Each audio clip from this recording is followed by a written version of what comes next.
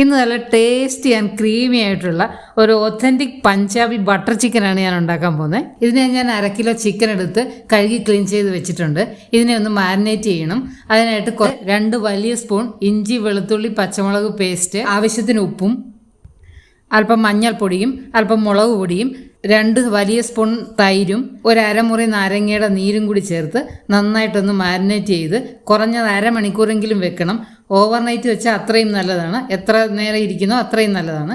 ഞാനിതിപ്പോൾ ഓവർനൈറ്റ് വെക്കാൻ പോവുകയാണ്. ഇനി ഇതിൻ്റെ ഗ്രേവി തയ്യാറാക്കാനായിട്ട് ഒരു 2 ചെറിയ സവാള, 3 തക്കാളി, ഒരു ചെറിയ കഷ്ണം ഇഞ്ചി, 5-6 വെളുത്തുള്ളി ഇതെല്ലാം കൂടി റഫ്ലി കട്ട് ചെയ്ത് വയ്ക്കുക.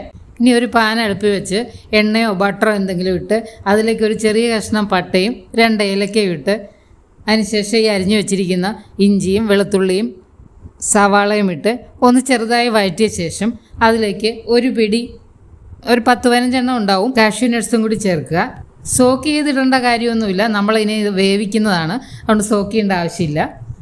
ഇനി അരിഞ്ഞു വെച്ചിരിക്കുന്ന തക്കാളിയും ആവശ്യത്തിന് ഉപ്പും ഒരു 1/2 ടീസ്പൂൺ മഞ്ഞൾപ്പൊടിയും 1 ടേബിൾ സ്പൂൺ മുളക് പൊടിയും 1 ടീസ്പൂൺ മല്ലിപ്പൊടിയും എല്ലാം കൂടി ഇട്ട് ഒന്നും കൂടെ ഒന്ന് വഴറ്റിയെടുക്കണം 1 മിനിറ്റ്. അതിനുശേഷം അതിനകത്തേക്ക് കുറച്ച് വെള്ളം ഒഴിച്ച് അതിനെ വേവിക്കാനായിട്ട് അടച്ചു വയ്ക്കാം.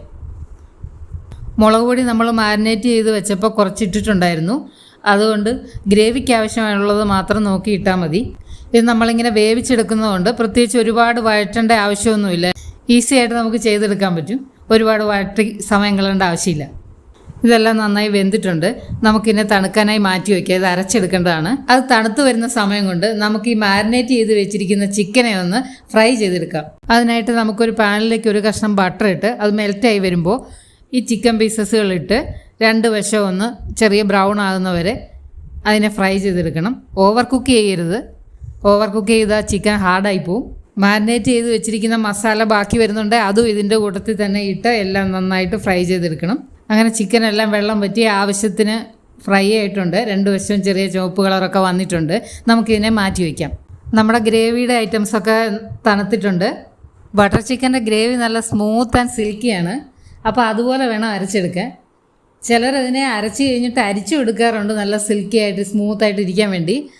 റെസ്റ്റോറൻറ്റിലൊക്കെ അങ്ങനെയാണ് ചെയ്യാറ്, അങ്ങനെയും ചെയ്യാം. ഇനി ചിക്കൻ ഫ്രൈ ചെയ്ത അതേ പാനിൽ തന്നെ ഒരു കഷ്ണം ബട്ടർ ഇട്ടിട്ട്, ഇത് ബട്ടർ ചിക്കൻ ആണല്ലോ അതുകൊണ്ട് അല്പം കൂടി ബട്ടർ ഇടാം. അതിലേക്ക് വേണമെങ്കിൽ അല്പം ഷാജീരകം ഇട്ട് ഒന്ന് പൊട്ടിയ ശേഷം ഈ ഗ്രേവി ഒഴിക്കാം. ഇട്ടില്ലെങ്കിലും കുഴപ്പമില്ല. അല്പം കൂടി വെള്ളം ഒഴിച്ച് ഇതിന് ഗ്രേവി കുറുകുന്നതാണ്, അതുകൊണ്ട് കുറച്ചും കൂടി വെള്ളം ഒഴിച്ചിട്ട് അത് നന്നായിട്ട് ഒരു 5 മിനിറ്റ് തിളപ്പിക്കണം.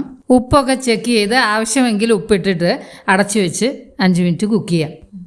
ഇത് കുക്കാവുന്ന സമയം കൊണ്ട് നമുക്ക് ഫ്രൈ ചെയ്ത് വെച്ചിരിക്കുന്ന ചിക്കനെ ഒരു സ്ക്യൂവേഴ്സിൽ കയറ്റി ഫ്ലെയിമിൻ്റെ മുകളിൽ വെച്ച് ഒന്ന് തന്തൂരാക്കി എടുക്കാം.